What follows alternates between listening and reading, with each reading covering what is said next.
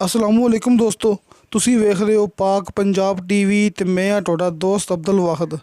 सब तो पहले जिन्होंने दोस्तों ने अपना चैनल सबसक्राइब नहीं किया, अपनी वीडियो देखना अभी पहली दफ़ा उन्होंने अगर रिक्वेस्ट है कि अपने चैनल को करो सबसक्राइब तो नाल ही बैल आइकन करो ओके, ताकि साडी अगली वीडियो का नोटिफिकेशन तुहाडे तक पहुँचे, तुसी वो वीडियो वेखो सब तो पहले। दोस्तों माशाल्लाह अज मैं तुहाडे भरावां वास्ते ये 90 एकड़ ये ज़राई ते बहुत ही बेहतरीन इस ज़मीन लेके हाजिर होया। इंशाल्लाह उम्मीद है कि तुहानूं बड़ी पसंद आएगी।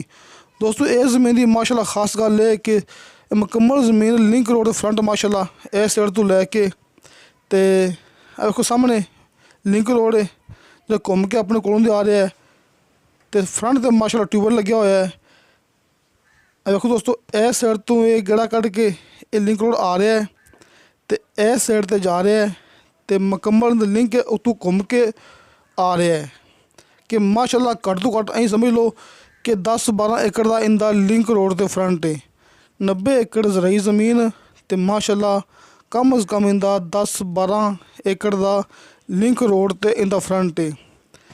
तो माशाल्लाह मुकम्मल ज़मीन के विच ये दूर तक आपां कैमरा दिखा रहे हैं, दूर तक कि कपाह काश्त की गई है। ये दूर तक मैं भरावां दिखा रहा मुकम्मल ज़मीन के विच माशाल्लाह कपाह काश्त की गई है, तो बहुत अच्छी बहुत ही बेहतरीन तो सस्ती ज़राई ज़मीन। दोस्तों इस इलाके का पानी है 6 माह का, ज़िला पाकपतन तहसील अरफवाला, लेकिन पाकपतन इस नज़दीक है, अरफवाला थोड़ा ही दूर है। अं समझ लो कि पाकपतन साहिवाल दोस्तों रोड लगता है, पाकपतन साहिवाल मेन रोड, तो मौके तक लिंक रोड आ रहा है। 5-6 किलोमीटर है सफ़र, मौके तक लिंक रोड आ रहा है पाकपतन साहिवाल रोड ते। दोस्तों अरफवाला शहर थोड़ा दूर है, कोई 20-25 किलोमीटर, तो पाकपतन शहर इस रकबे के नज़दीक है। तो दोस्तों 90 एकड़ ज़राई ज़मीन है, एक ही घर की ज़मीन है, किसी किस्म का कोई रौला नहीं है, कोई लड़ाई झगड़ा नहीं है।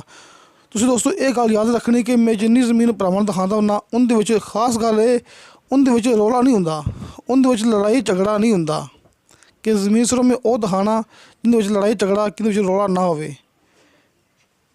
दोस्तों माशाल्लाह ये ज़राई ज़मीन है, इनकी डिमांड की है मालक ने फी एकड़ के हिसाब नाल 22 लाख रुपया। 90 एकड़ ज़मीन है तो 22 लाख डिमांड है। दोस्तों डिमांड तकरीबन पूरी सूरी है कि इनके विच थोड़ी बहुती कोई 19-20 की कमी पेशी हो सकती है, ज़्यादा नहीं हो सकती, क्योंकि इत्थे माशाल्लाह ठेका चलता पाया 50,000 रुपया फी एकड़ के हिसाब नाल। अगर कोई दोस्त ज़मीन लैके देगा ठेके ते कम अज़ कम दोस्तों कम अज़ कम तुहानूं मिलेगा फी एकड़ के हिसाब नाल 50,000 रुपया ठेका, वध तो वध 60,000-70,000 तो ज़मीन चढ़ सकती है, क्योंकि हुण पार्टियां ज़मीन लभदी फिरदियां ठेके वास्ते, लेकिन ठेके वास्ते ज़मीन नहीं मिलती पई, कि ठेके वास्ते इस दौर च ज़मीन बहुत ही घट मिलती पई, हर बंदा तलाश विच है। मैनूं खुद कई दोस्त कॉल करते हैं भाई सानूं ठेके वास्ते ज़मीन लभ दिओ, लेकिन ठेके वास्ते ज़मीन नहीं लभदी पई, बहुत कोशिश की है। इस वास्ते ठेके ते फुरन ज़मीन चढ़ सकती है, ठेके का मसला ही नहीं है। मौके ते कम अज़ कम तुहानूं 50,000 रुपया इनका ठेका मिलेगा।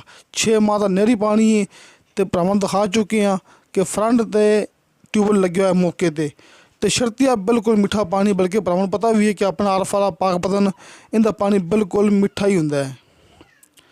दोस्तों अगर आप गल करिए इस आस पास के हिसाब नाल, दोस्तों आस पास किसी किस्म का कोई मसला नहीं है कि आस पास आबादियाँ है, आस पास गाँव है कि यह जार बियाबान नहीं है।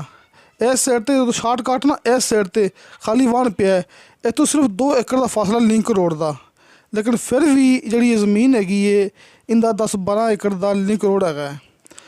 दोस्तों तुसीं ये भी गल नाल याद रखनी है कि अपने कोलों तुसीं ये तहसील अरफवाला ये ज़िला पाकपतन 1 एकड़ तो लैके 10 मुरबे इकट्ठे ले सकते जी।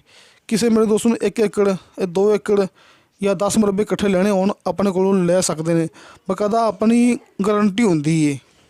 दोस्तों अपने WhatsApp number and call number लगे होंगे ने हर मूवी की डिस्क्रिप्शन दे विच, किसी की वीडियो के सामने स्क्रीन पर मैं अपने व्हाट्सअप एंड कॉल नंबर ना लिख सका, लेकिन यह याद रखना है कि हर मूवी की डिस्क्रिप्शन दे विच अपने व्हाट्सअप ते कॉल नंबर मौजूद होंगे ने। दोस्तों इंशाअल्लाह ताला मिलांगे अगली वीडियो ते। खुदा हाफिज़।